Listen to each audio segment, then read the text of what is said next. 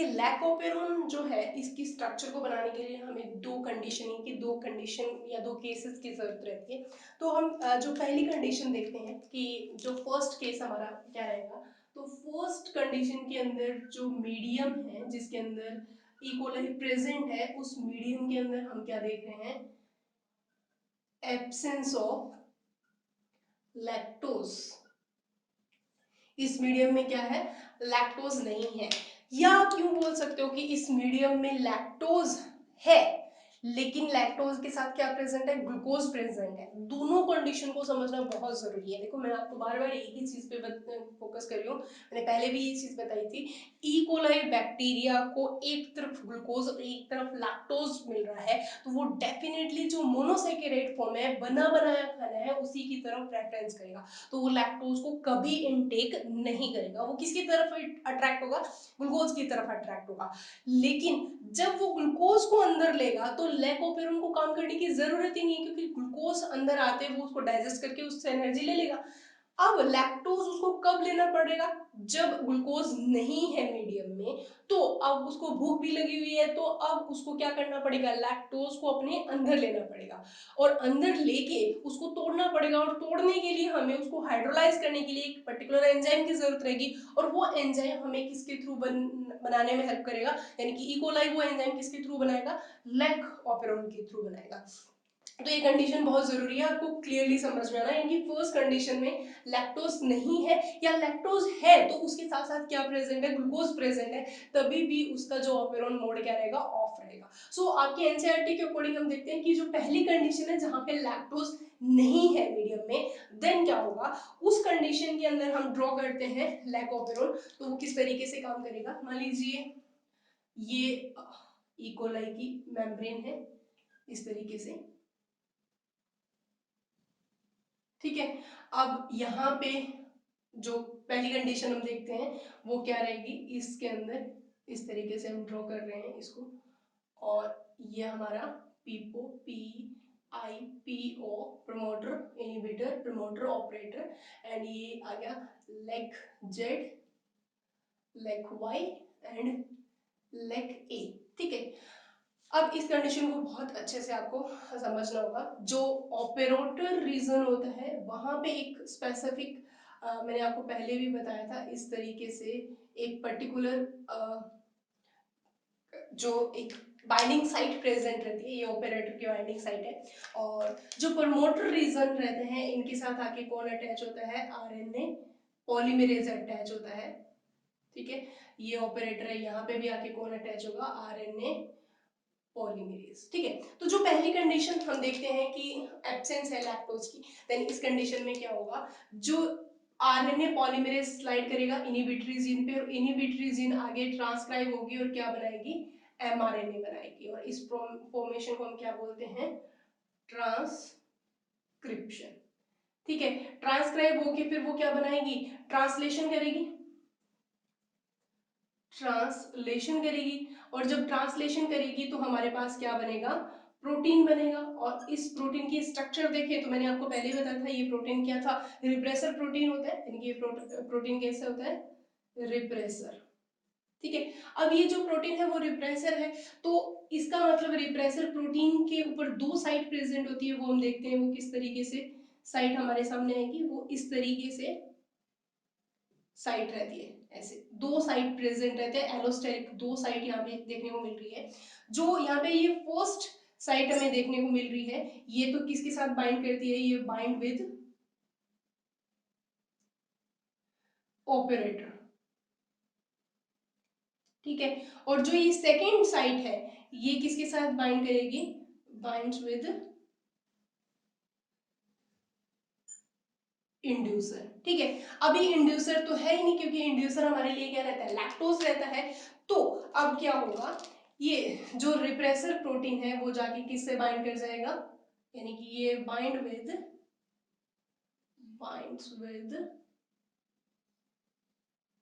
Operator, ठीक है। और जैसे ही ऑपरेटर के साथ जुड़ेगा, किस तरीके से जुड़ेगा, ये इस तरीके से जाके जुड़ जाएगा यहाँ पे, इस तरीके से ये आके जुड़ जाएगा। जैसे ये जुड़ जाएगा तो यहाँ पे इस तरीके से एक ब्लॉकेज बन जाएगी, जिसकी वजह से अगर हम देखें तो ये आरएनए पॉलीमरेज है, ये मान लीजिए आरएनए पॉलीमरेज है, ये आरएनए पॉलीमरेज है जो आगे can not slide on structural genes. जो ये स्ट्रक्चरल जीन्स है इनके ऊपर क्या नहीं कर पाएगा, स्लाइड नहीं कर पाएगा, यानी कि ये जो रिप्रेसर प्रोटीन है वो जाके किसके साथ जुड़ गया, ऑपरेटर के साथ जुड़ गया, और ऑपरेटर के साथ जुड़ के ये as a barrier road blocker की तरह काम करेगा। रोड ब्लॉकर मतलब आगे जो ये आरएनए पॉलीमरेज है वो आगे इसके ऊपर इस तरीके से स्लाइड नहीं कर पाएगा। जब स्लाइड नहीं करेगा तो ये तीनों के तीनों जीन्स जो है, ये तीनों के तीनों जीन आगे ना तो क्या करेंगे, ट्रांसक्रिप्शन,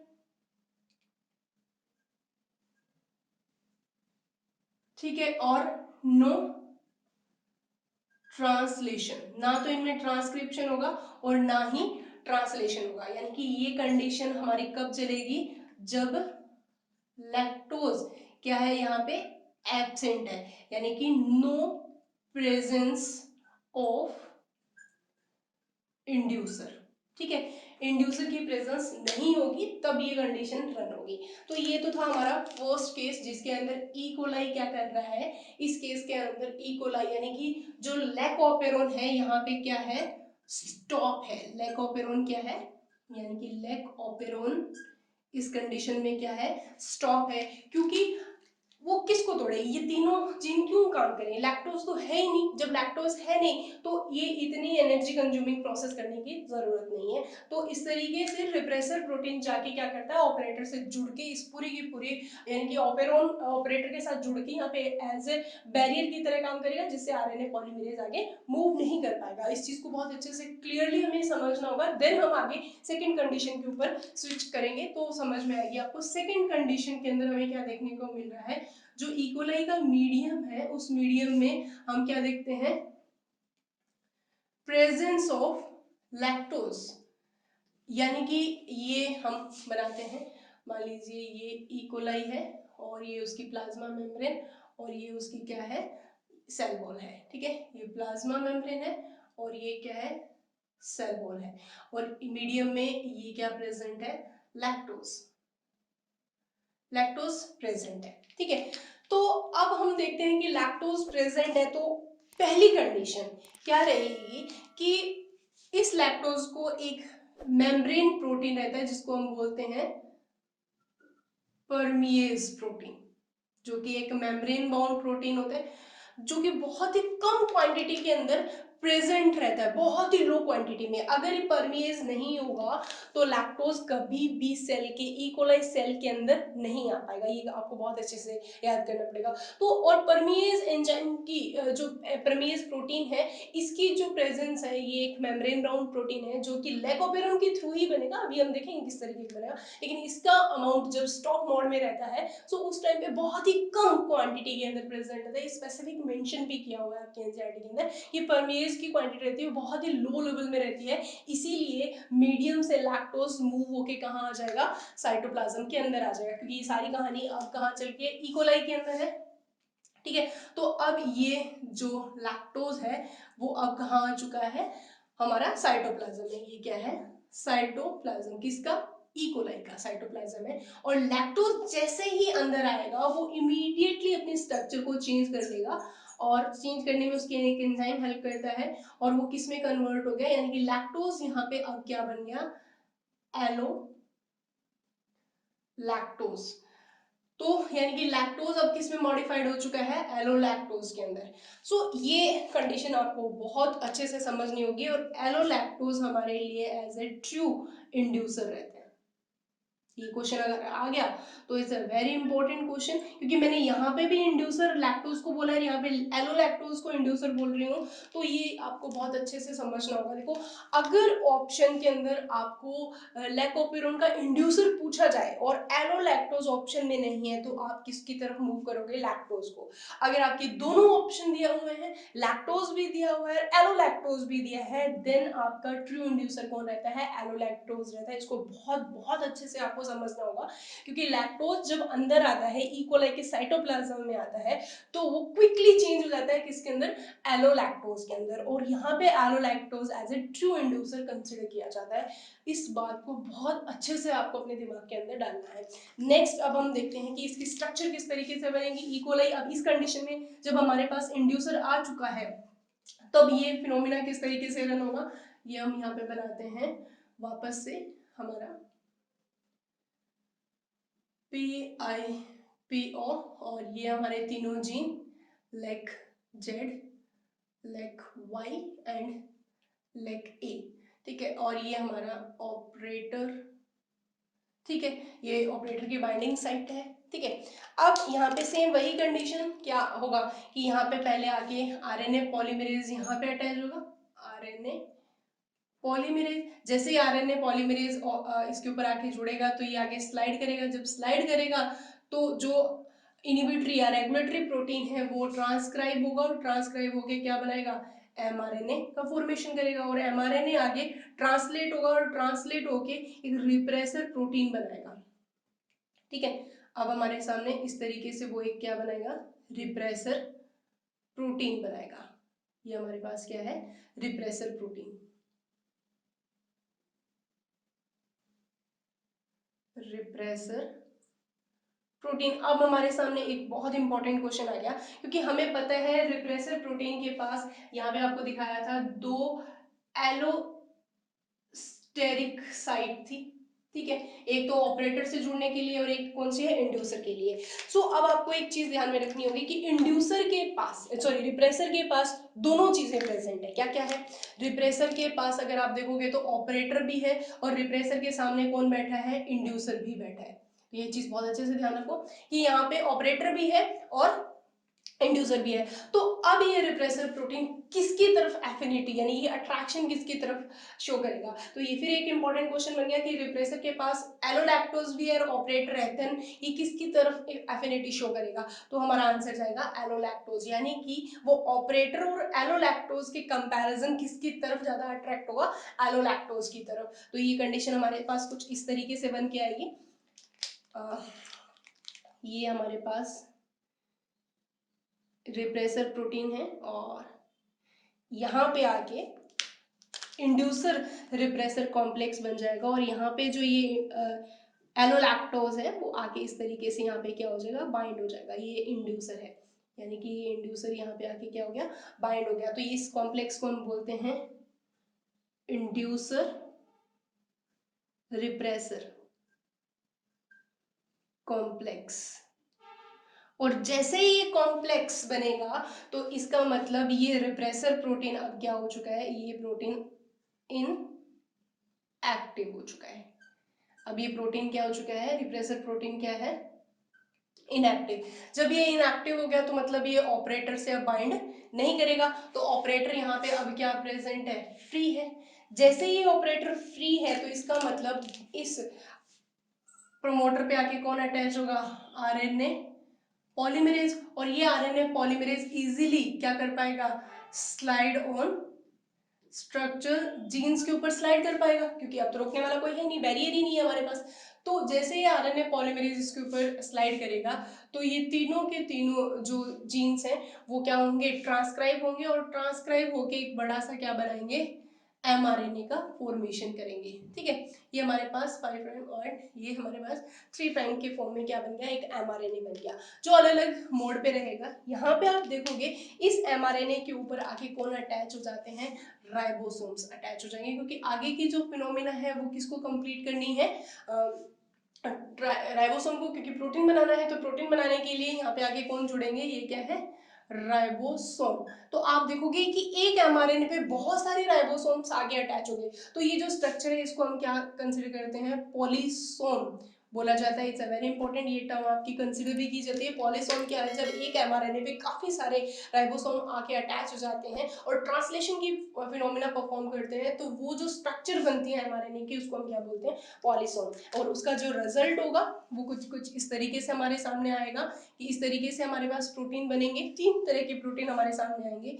एक प्रोटीन इस तरीके से जो कि मॉडिफाइड होगा एंजाइम, और इस तरीके से ये हो गए प्रोटीन्स, ठीक है।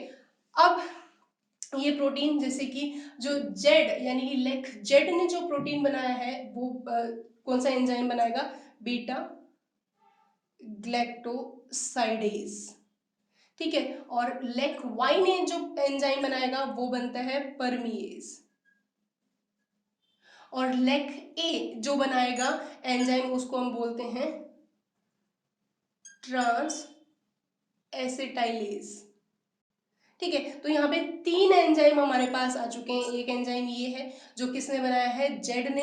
एक एंजाइम हमारे पास ये है जो किसने बनाया है, वाई ने। और एक एंजाइम हमारे पास किसने है, जो ए ने बनाया है। तो इस तरीके से ये प्रोटीन, ये सारे के सारे क्या थे, यानी कि एमआरएनए से क्या बने हैं, प्रोटीन्स बने हैं। और ये प्रोटीन्स आगे किसमें मॉडिफाइड हो गए, ये सारे के सारे क्या है, एंजाइम्स। तो अब हम देखते हैं कि ये एंजाइम्स का काम क्या करते हैं। देखिए परमिएज का फंक्शन तो ये रहा, ठीक है।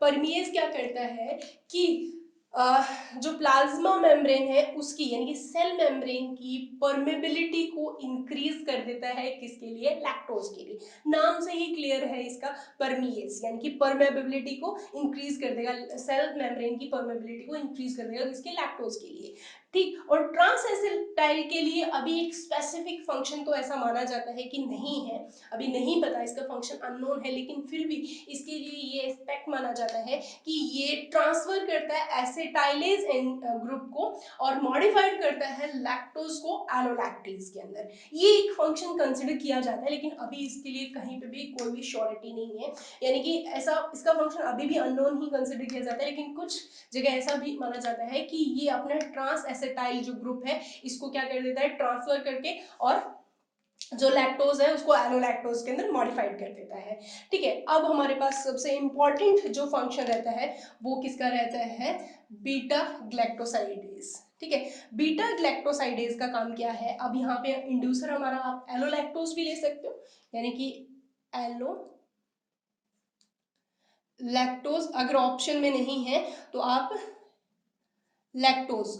अब ये जो एंजाइम्स हैं, ये एंजाइम क्या करेगा, यहाँ पे हाइड्रोलाइज करेगा, हाइड्रोलाइसिस करेगा, किसका, लैक्टोज का। किसके अंदर करता है, दो चीजें बनेंगी इससे, एक तो ग्लैक्टोज और प्लस क्या बनेगा, ग्लूकोज, ठीक है। इसे वेरी इंपॉर्टेंट क्वेश्चन, दो चीजें कंसिडर होगी। और ग्लूकोज का और जो ग्लैक्टोज है ये दोनों ही मोनोसैकेराइड फॉर्म है। ये हमारी कौन सी फॉर्म थी, ये हमें पता है डाइसैकेराइड फॉर्म थी, ठीक है। और ये दोनों के दोनों ही क्या है हमारे पास, मोनोसैकेराइड फॉर्म है, ठीक है। तो बीटा ग्लैक्टोसाइडेज जो है बहुत इंपॉर्टेंट रोल प्ले करता है, आपको समझ में आ गया होगा कि ये एलोलैक्टोज, या फिर ऑप्शन में नहीं दिया तो लैक्टोज भी आप कंसिडर कर सकते हो। एलोलैक्टोज या लैक्टोज को हाइड्रोलाइज करेगा, उसको तोड़ेगा और क्या बनाएगा, ग्लैक्टोज, जो कि एक मोनोसैकेराइड फॉर्म है, या ग्लूकोज वो भी एक मोनोसैकेराइड है। अब एक क्वेश्चन आया हुआ था कि एलोलैक्टोज दिया था ऑप्शन में, ग्लैक्टोज दिया हुआ था, ग्लूकोज भी दिया हुआ था और लैक्टोज भी दिया हुआ था, यानी कि क्वेश्चन को आप तो अच्छे से समझे कि लैकोपेरोन के लिए एज ए इंड्यूसर की तरह काम कौन करता है। चार ऑप्शन दे रहे हैं, एक तो लैक्टोज है, एक एलोलैक्टोज है, एक ग्लूकोज है और एक ग्लैक्टोज है। अब इनके अंदर आपको बड़ी कंफ्यूजन हो सकती है कि इनमें से कौन सा एक ट्रू इंड्यूसर रहेगा। तो मैंने पहले भी लिख दिया था ऑप्शन कुछ भी हो और एलोलैक्टोज प्रेजेंट है तो डाइसैकेराइड फॉर्म जो रहेगी, यानी कि एलोलैक्टोज की, लैक्टोज के कंपैरेटिव भी एलोलैक्टोज हमारा यहाँ पे ट्रू इंड्यूसर आएगा। ग्लूकोज और ग्लैक्टोज कभी भी इंड्यूसर नहीं हो सकते, इसको बहुत अच्छे से आपको नोट करना होगा कि ना तो ग्लूकोज और ना ही ग्लैक्टोज कभी भी इंड्यूसर नहीं है।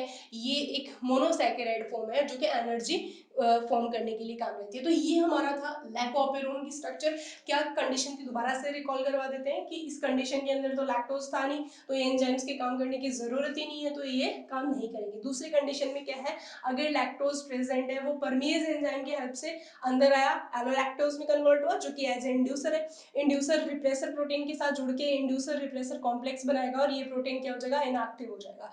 इसके बाद में जैसे ही इनएक्टिवेट हो जाएगा तो ऑपरेटर रीजन क्या रहेगा, हमारा फ्री रहेगा। फ्री रहेगा तो आरएनए पॉलीमरेज इसके ऊपर इजीली स्लाइड करेगा, जैसे ही स्लाइड करेगा तो एमआरएनए बनेगा और एमआरएनए पे बहुत सारे राइबोसोम्स आके अटैच हो जाएंगे। देन इस कंडीशन को हम क्या बोलते हैं, पॉलीसोम। पॉलीसोम कंडीशन के बाद में ट्रांसलेशन की परफॉर्मेंस कंप्लीट हो जाएगी। देन 3 टाइप के प्रोटीन बनेंगे जो आगे मॉडिफाइड हो जाते हैं, किसमें, एंजाइम्स में। यानी कि जेड से जो एंजाइम बनेगा वो बीटा ग्लैक्टोसाइडेज होगा, वाई से जो एंजाइम बनेगा वो परमेज होगा और ए से जो बनेगा वो ट्रांस एसिटाइलेज होगा। परमेज तो परमेबिलिटी को इंक्रीज करेगा, ट्रांस एसिटाइलेज का अभी फंक्शन नहीं पता लेकिन फिर भी माना जाता है एसिटाइल ग्रुप को ये ट्रांसफर करता है और लैक्टोज को एलोलैक्टोज में कन्वर्ट कर देता है। एंड सबसे इंपॉर्टेंट काम जो एलोलैक्टोज का रहता है उसका है डाइजेशन या लैक्टोज का डाइजेशन। वो यहाँ पे कौन करते हैं, बीटा ग्लैक्टोसाइडेज, जो कि किसमें हाइड्रोलाइज कर देगा, ग्लैक्टोज और ग्लूकोज के अंदर उसको हाइड्रोलाइज कर देगा। तो इस तरह की कंडीशंस रहती है जहाँ पे लैकोपेरोन यहाँ पे किस तरीके से फंक्शनलिटी परफॉर्म करता है। ये सारी चीजें क्लियरली आपको समझ में आ गई कि ओपेरोन किस तरीके से फंक्शन करता है लैकोपेरोन ई कोलाई के अंदर। अब हम देखते हैं इसकी समरी जो रहेगी वो किस तरीके से है।